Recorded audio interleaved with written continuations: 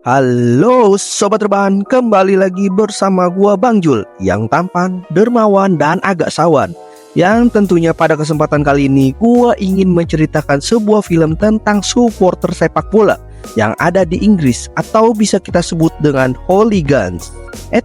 Tapi sebelum itu gua pengen ngasih pengumuman nih sob. Gua pengen bagi-bagi hadiah 100k saldo dana bagi 4 orang yang beruntung. Syaratnya gampang aja sob, tonton video ini sampai habis. Jangan lupa like dan subscribe-nya juga ya.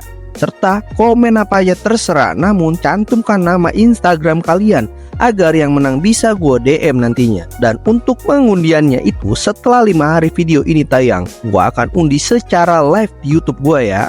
Oh iya, dan ada satu lagi hadiah supernya nih sob. Jika komentar kalian tidak ada yang like sama sekali, kalian bakal berhak mendapatkan 500k tambahan nantinya.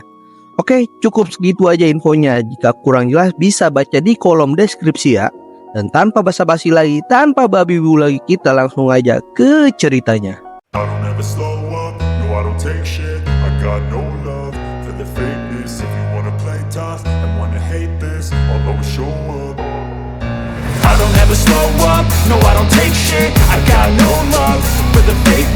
you wanna play tough and wanna hate this, I'll always show up and make a statement. I don't ever slow up. Terbelakang di kampung halamannya Wayne Rooney, cerita diawali dengan memperlihatkan sekelompok supporter bernama GSE atau singkatan dari Green Street Elite yang merupakan pendukung tim sepak bola West Ham yang dipimpin oleh seorang pemuda bernama Pete Dunham atau bisa kita panggil saja Dunham.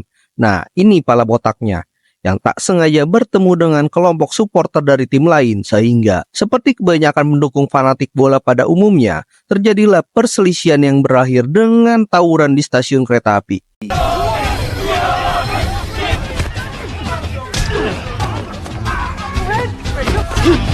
Dan inilah Green Street Hooligans.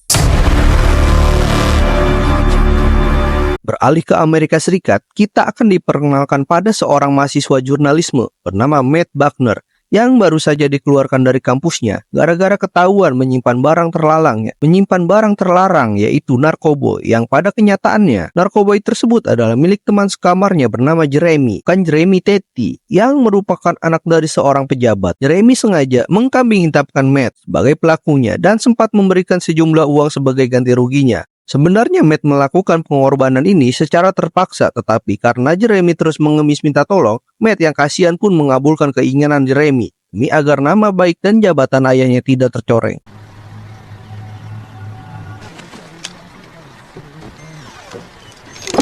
Sempat menghubungi ayahnya tetapi sibuk terus, Matt akhirnya memutuskan untuk pergi ke Inggris mengunjungi kakak perempuannya yang menikah dengan orang Inggris. Yang dalam perjalanan tersebut, Matt terlihat membawa serta tesis atau karya tulisan jurnalismenya untuk sebagai kenang-kenangan terakhir semasa dia kuliah di kampus tersebut.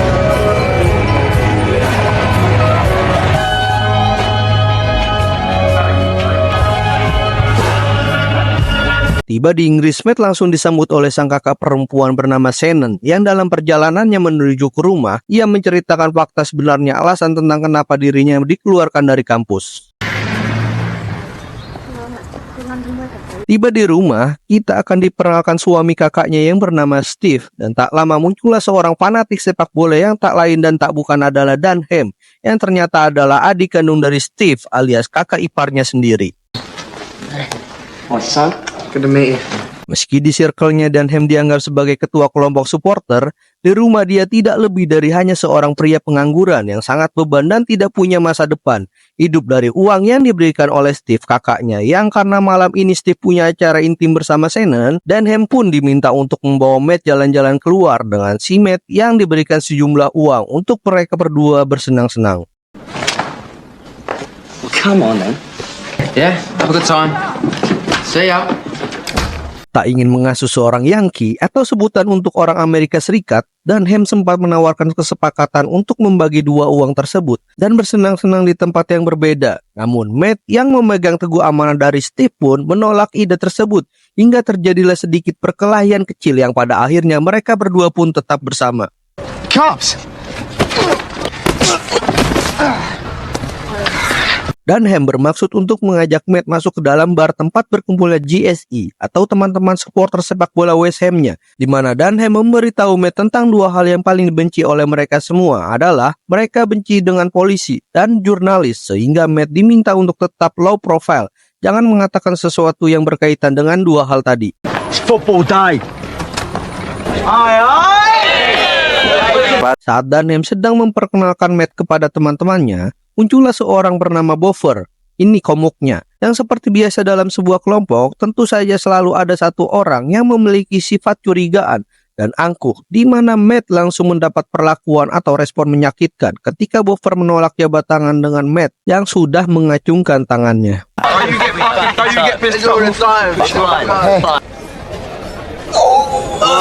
Berjam-jam minum amer, tertawa terbahak-bahak, membahas topik tidak jelas, ngelantur ngalor ngidul, bahkan sampai Anies yang sedang menganggur pun dibahasnya. Matt mencoba untuk menyesuaikan diri meski pada kenyataannya dia tidak terbiasa mabuk-mabukan seperti ini.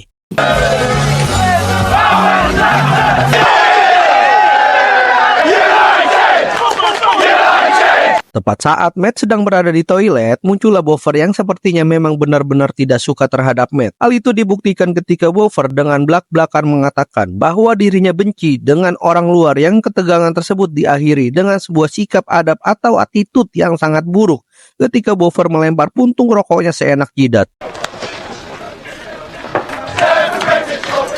Setelah kepala pusing, zat-zat alkohol sudah mendominasi seluruh tubuh mereka pun langsung pergi ke stadion untuk menonton pertandingan sepak bola. Yang setibanya di depan gerbang, Dunham menyuruh Matt untuk tutupi wajahnya agar tidak tertangkap oleh kamera CCTV. Keep your head down. Pada saat pertandingan sedang berlangsung, Boffer terlihat sudah menyamar menjadi salah satu kru stadion, yang disinilah job desk atau tugas utama para hooligans diperlihatkan, yang memang selain menganggur dan minum minuman keras, mereka memiliki peran untuk menimbulkan terjadinya keributan, di mana Boffer dengan sengaja mendatangi tribun supporter musuh untuk memancing emosi mereka agar terjadi kericuhan sesuai yang diharapkan.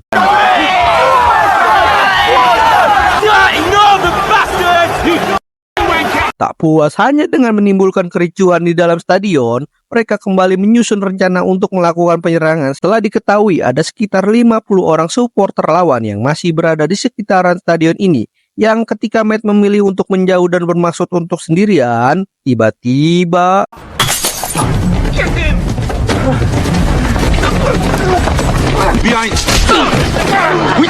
beruntung ada Dunham yang datang membantu sehingga Matt berhasil diselamatkan dan langsung diajak masuk ke dalam mobil. Tetapi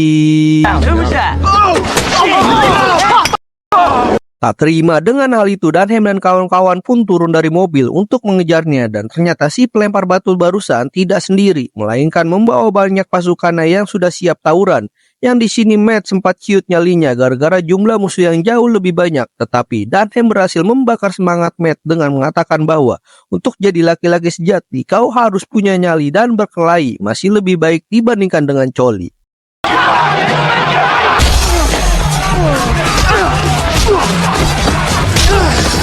Saat hampir kalah itulah muncul Boffer dan kawan-kawan yang datang membantu, sehingga mereka akhirnya berhasil menang dan membuat musuh lari terbirit-birit. Selesai tawuran, Dunham pun mengajak Matt untuk membeli makanan, yang di situ Dunham menunjukkan berita di koran tentang kelompok supporter mereka, yaitu GSE, yang selalu diberitakan jelek-jelek oleh media. Itulah alasannya kenapa Dunham dan kelompok GSE dan semua hooligan sangat benci sekali dengan jurnalis. Dunham pun menceritakan tentang esensi dari seorang hooligan, bahwa mereka para supporter bola tidak hanya menjadi pendukung tim sepak bola, tetapi mereka sebuah kelompok atau organisasi yang terkoordinir, yang memiliki solidaritas tinggi. Setiap tim sepak bola pasti punya supporter fanatik sendiri, dan tawuran yang sering terjadi timbul atas nama harga diri dan reputasi dari kelompok masing-masing. Sehingga pada dasarnya mereka para supporter fanatik tidak terlalu peduli dengan tim sepak bolanya, tidak peduli masalah menang atau kalahnya, cedera atau tidak para pemainnya, tidak peduli pada olahraganya, tidak peduli pada sportivitas yang dijunjung tinggi, karena fokus utama mereka adalah supporter lawan, bukan pertandingan. More than any other firms by far. Sort of like the Yankees and the Red Sox. Tiba di rumah, Steve benar-benar sangat marah ketika melihat wajah adik dari istrinya penuh luka-luka sehabis berkelahi, dan dia juga sudah bisa menebak jika ini adalah ulah dari adik kandungnya yang membawa ke hal-hal yang tidak benar. Yang ketika Dunham mulai mengejek Matt sebagai pengecut yang tak punya nyali, disitulah Steve mulai menunjukkan watak kerasnya hingga terjadilah keributan yang pada akhirnya membuat Matt dan Dunham diusir dari rumah tersebut.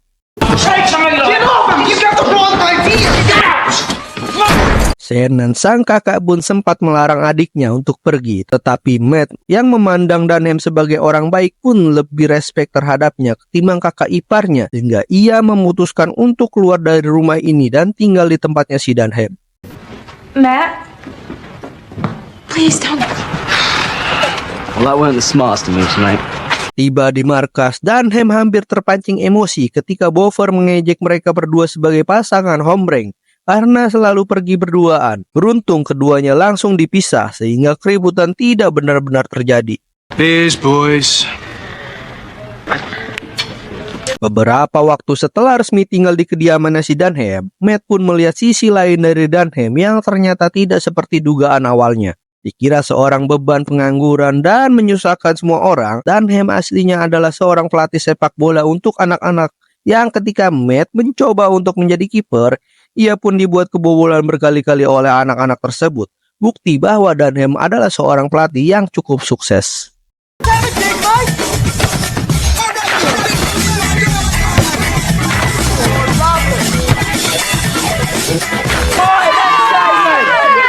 Saat sedang berada di markas, Boffer kembali merasa iri dan dengki saat melihat Matt begitu dekat dengan Dunham dan kawan-kawan. Sehingga ia pun memilih untuk menjauh pergi ke lokasi atau wilayah yang sangat tidak worth it, yaitu wilayah supporter musuh bernama Millwall Bushwalker, yang merupakan supporter untuk tim sepak bola Millwall yang dipimpin oleh seorang bapak-bapak bernama Tommy. Nah, ini komuknya. Diketahui Millwall dan GSI sudah 10 tahun tidak bertemu sejak tragedi mengerikan ketika anak kandung Tommy tewas dalam tawuran. Entah seperti apa kronologinya, tapi yang jelas Tommy menjadi seseorang yang sangat tidak terkendali. Yang hal itu terbukti ketika dia hampir mengajar salah satu pengunjung restoran gara-gara mengobrol dan tertawa terlalu keras. You can't tell me. Kedatangan Boffer ke wilayah Tommy jelas bukan tanpa alasan, karena tidak mungkin dia mengambil resiko dan jauh-jauh datang ke sini hanya untuk makan seblak teh yuyun. Entah apa tujuan Boffer yang sebenarnya. Tommy segera pergi setelah pemilik restoran memanggil aparat kepolisian. Keesokannya, Dunham dan kelompok GSI terlihat sudah berada di dalam kereta menuju lokasi pertandingan yang berada di kota lain, di mana Matt diam-diam ikutan tanpa diajak, yang hal itu kembali membuat Boffer merasa sangat jengkel. Tetapi karena Dunham dan yang lain menerimanya dengan baik, Boffer tak bisa berbuat apa-apa. Tak lama, Dunham pun mendapat telepon dari salah satu teman di lokasi tujuan yang memberitahu jika supporter MU sedang menunggu kedatangan mereka di stasiun dan jumlahnya ada sekitar 40-50 orang. Tak ingin masuk ke dalam jebakan, mereka pun turun lebih dulu di stasiun sebelumnya. Yang ketika mereka semua tak menemukan kendaraan umum untuk pergi ke sana, Matt yang melihat sebuah mobil box pun memiliki ide untuk menyergap kelompok MU dari belakang. Yang meskipun jumlah mereka lebih sedikit, setidaknya mereka bisa melakukan serangan kejutan untuk membuat kelompok GSI ini menjadi lebih terkenal.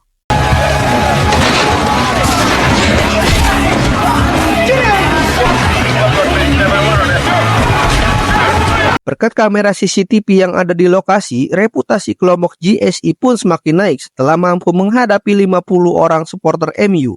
Yang pemberitaan ini tidak terlepas dari peran Matt yang menyarankan ide briliannya, sehingga namanya pun mendadak terkenal di kalangan supporter West Ham.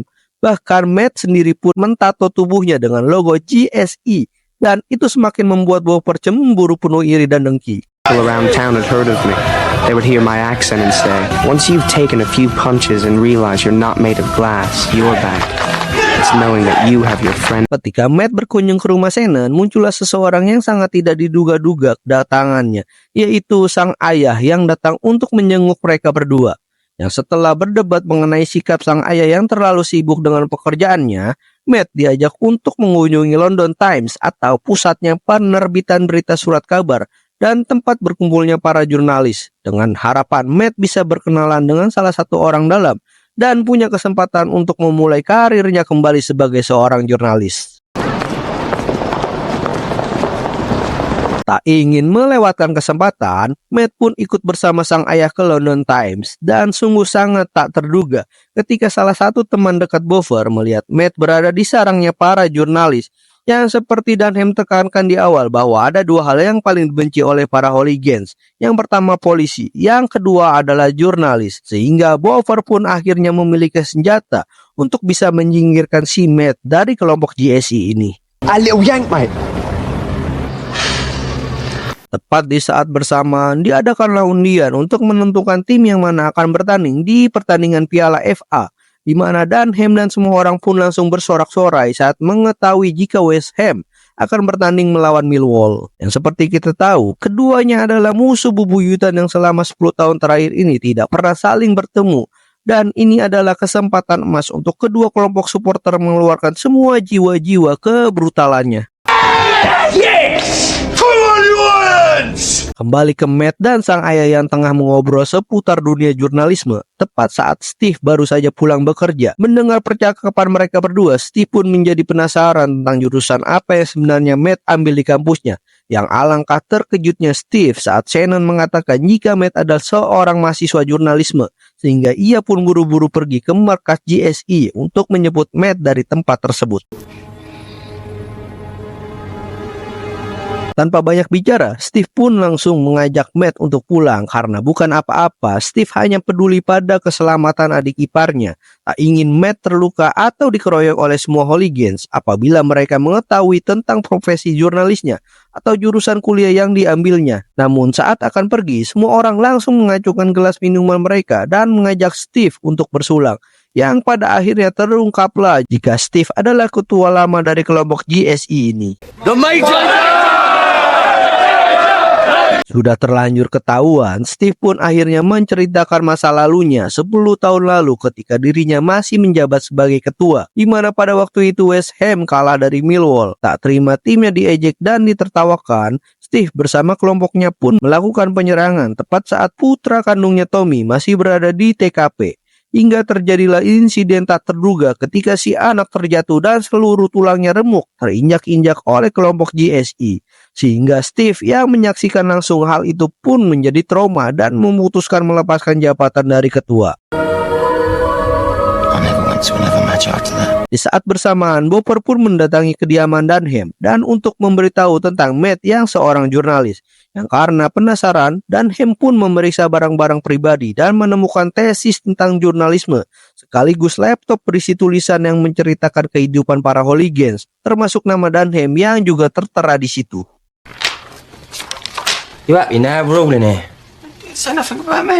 Tak banyak pikir panjang, Dunham pun langsung menuju ke markas untuk meminta klarifikasi kepada Matt. Dan ketegangan tersebut akhirnya bisa dilerai oleh Steve yang kebetulan masih ada di sana.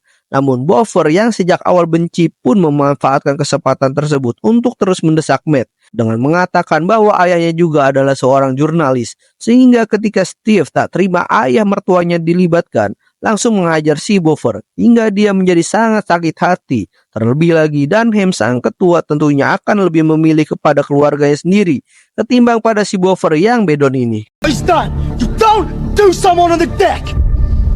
Boffer yang pun lagi-lagi mengambil keputusan yang salah ketika dia nekat mendatangi markas Millwall untuk bertemu dengan Tommy untuk memberitahunya bahwa Matt adalah seorang wartawan dan saat ini Steve juga kebetulan ada di markas. Sehingga Tommy dan pasukan pun langsung meluncur ke sana untuk melakukan penyerangan sekaligus membalaskan dendam kematian putranya 10 tahun yang lalu.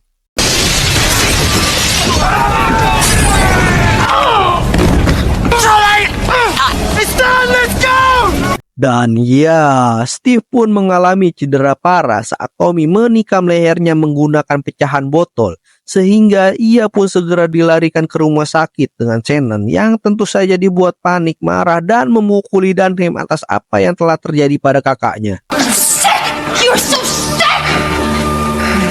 Mengetahui jika Boffer adalah dalang di balik penyerangan tadi, Dunham langsung menghampiri si Boffer yang sedang duduk sambil merasa bersalah, panik, tegang, khawatir, dan bingung harus bagaimana, di mana Dunham benar-benar merasa sangat kecewa dan dikhianati.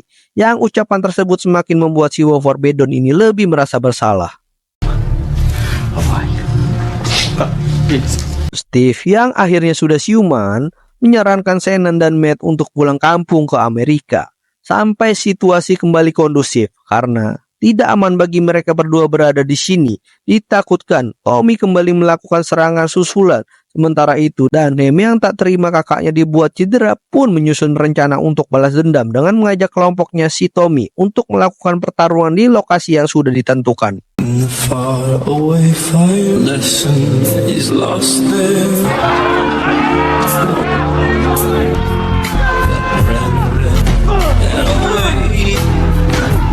Tawuran pun berlangsung sengit dan menegangkan dengan tetap mematuhi aturan untuk tidak menggunakan barang atau senjata tajam.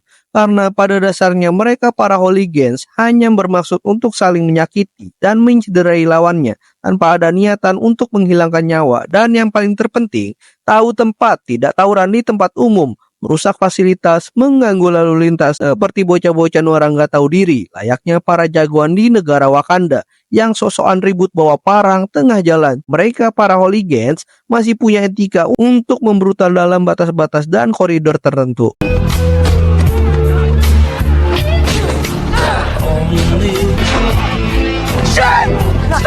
Dan sungguh betapa bebannya seorang Shannon yang ujuk-ujuk muncul dengan maksud untuk menjemput Matt pulang ke Amerika, sehingga ketika Tommy menyadarinya, ia langsung menyuruh salah satu anteknya untuk menyerang Shannon dan tiba-tiba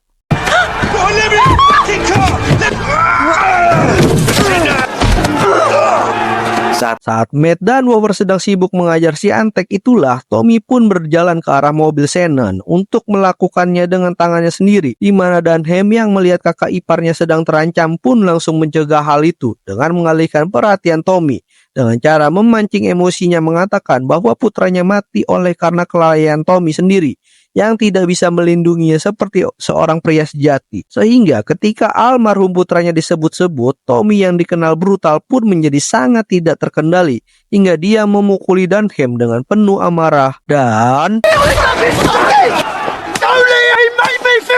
ya, tawuran pun langsung terhenti saat mereka semua menyadari jika Tommy sudah kebablasan yang menyebabkan Dunham tewas di lokasi. Matt dan Shannon berhasil melarikan diri dan sudah aman dari bahaya, sementara Boffer dan kawan-kawan termasuk pihak musuh hanya bisa terdiam melihat tawuran ini sudah memakan satu korban jiwa.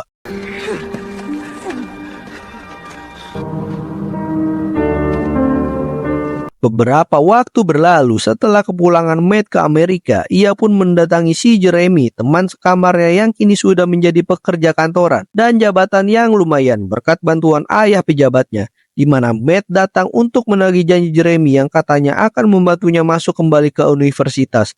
Tapi nampaknya Jeremy tidak benar-benar peduli pada akan ucapannya, sehingga Matt yang kini sudah bernyali pun langsung mendorongnya dan mengacungkan kepalan tangannya yang membuat si Jeremy ketakutan dibuatnya.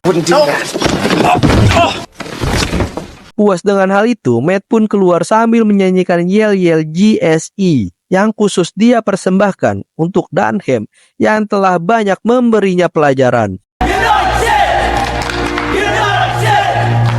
Mamat, itulah cerita perseturuan antara pendukung West Ham dan Millwall yang memang sudah sangat mendarah daging.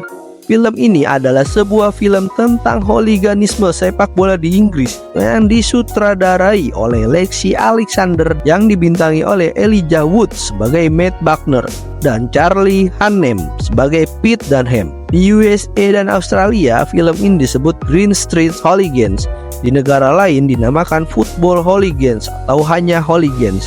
Cerita dan skenario tersebut dikembangkan oleh mantan hooligan yang menjadi penulis, Dougie Brimson. Panjang film Green Street Elite bertarung dengan firma lainnya seperti Red Army, kelompok pendukung Tottenham Hotspur, Birmingham Zulus, Red Army, dan Millwall Bushwalkers. Yaudahlah, gua Banjul beserta jajaran direksi yang bertugas yang isinya gua doang mengucapkan terima kasih untuk kalian yang sudah menonton video ini sampai habis. Dan jangan lupa untuk mengikuti giveaway-nya ya. Thank you.